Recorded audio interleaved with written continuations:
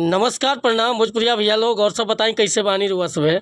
उम्मीद करता नहीं रउआ सब ठीक ठाक होखब भैया और हम ठीक बानी। तो स्वागत बाटे आप सबके राइटर विजय बागी के चैनल पर। और आज उपस्थित बानी भैया रउआ सबके बीच में लेके दर्द भरा भोजपुरी सैड सॉन्ग। बहुत बढ़िया गीत के रचना के लिए बानी और दिल से बताओ तनी भैया कि अगर नया म्यूजिक बनवा के बढ़िया से गायकी कर देता नहीं तो गाना 100% बच जाए भैया। तो चलिए देर ना करते हुए मैटर के शुरुआत कर लिया कि कैसे ये गीत के गावे के बा, का एकर धुन बा, का लय बा। लेकिन वीडियो स्टार्ट कर से पहले भैया एगो बात बतावल चाहो।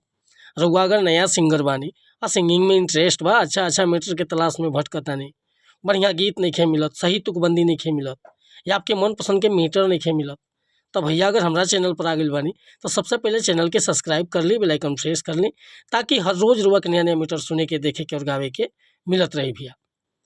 और हर तरह के हम सॉन्ग लिखिला भैया, sad song, love song, orchestra song, romantic song, धोबी गीत, पूर्वी गीत, निर्गुण गीत। ताए रुआ जैसन पसंद बा गाना लिखवाओ के वैसन रुआ फरमाइश कर सकेला कि भैया ऐसा गाना चाहिए हमके। बिल्कुल उचित चार्ज लेनी भैया, लेकिन मीटर में कोनो प्रकार के शिकायत ना देनी, तुकबंदी कहीं खटकी ना और गावे में रुआ के परेशानी ना हुई।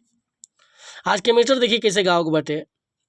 एगो लड़का के धोखा मिलल बा, का कहता कि कौन भरम सोना भइल तोहरा मन में, लगा दिहलु आग तू तो हमारा जीवन में।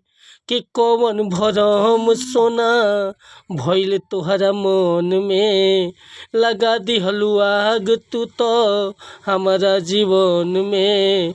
बिखर गइल सपना कुल तोहर रुसवाई से, लगे जान चोल जाई तोहरा जुदाई से, लगे जान चोल जाई तोहरा जुदाई से।